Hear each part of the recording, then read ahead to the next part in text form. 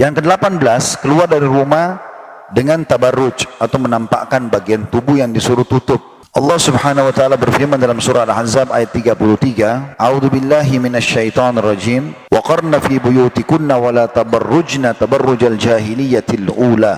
Al-ayah. Hendaklah kamu tetap di rumahmu dan jangan kamu berhias dan bertingkah laku seperti orang-orang jahiliyah dulu. Bentuk-bentuk tabarruj itu diantaranya membuka wajah, ya maksudnya di sini adalah membuka bagian wajah dengan rambutnya segala macam ya. Karena memperlihatkan wajah bagi pendapat tadi yang pertama dibolehkan.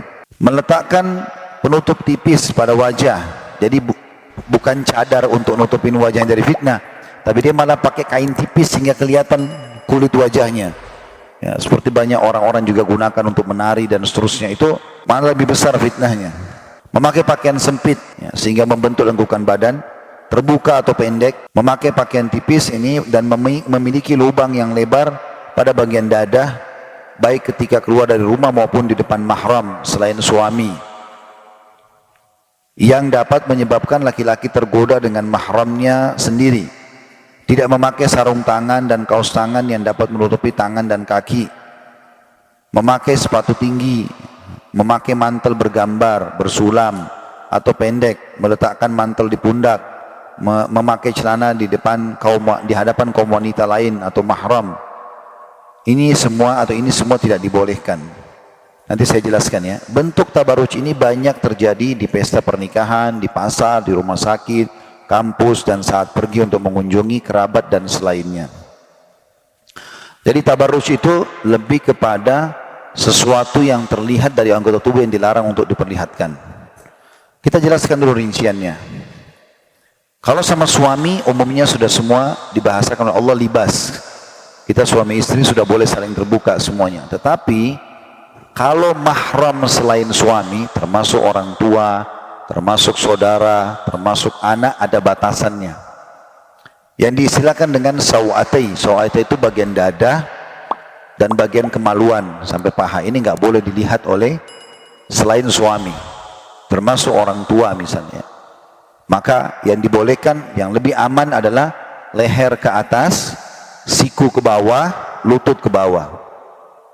Sehingga sama anak pun tertutup, gitu kan? Karena biar bagaimana, anak iya mahram, tapi tetap manusia, gitu kan? Apalagi dalam kondisi ibunya masih muda segala macam. Anak ini mungkin tubuh besar, bukan dalam pendidikan agama, ya. Segala macam hal bisa terjadi, jadi tidak boleh dibiarkan. Ya. Maka harus ada batasan, seperti misalnya mungkin ibu-ibu pakai baju tidur yang sangat terbuka, transparan, tipis, kan biasa depan suami lalu dipakai depan anak-anak. Ini nggak boleh, harusnya dijaga. Jadi tetap ada baju yang ditutup dari luar, walaupun bagian leher ke atas terlihat, siku ke lengan, siku ke telapak tangan, lutut ke kaki, itu semua tidak ada masalah, gitu kan? Ya harus ada batasan-batasannya, gitu. Sehingga akhirnya tidak terhitung tabarruj. Ya, karena ini ada batasannya. Sama mahram pun begitu. Itu juga dengan sesama wanita, harus hati-hati. Ya. Karena sesama wanita pun tetap digoda oleh syaitan.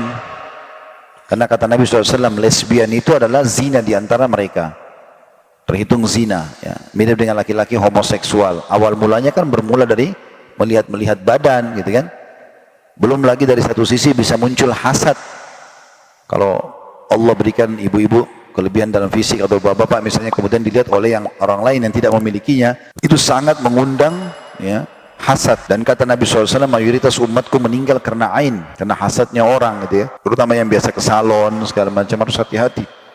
Jadi kalau pengobatan berbeda, ya. Kalau perawatan harus ada batasannya. Kalau pengobatan lain, misalnya harus melahirkan pakai dokter laki-laki pun itu lain. Itu pengobatan berbeda. Tapi kalau perawatan harus ada batasan-batasan syari yang tidak boleh dilanggar. Apalagi kalau dasarnya di situ ada pelanggaran-pelanggaran tambahan, gitu ya.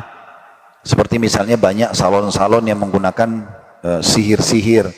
Di depan salonnya ditaruh menyan-menyan, ditaruh patung apa, gitu kan. Kemudian ada totok aura, ada sambung rambut. Ini kan semua hukum-hukum yang tidak boleh dalam agama. Atau menato. Ini kan hukum dalam syari'nya tidak dibolehkan semuanya.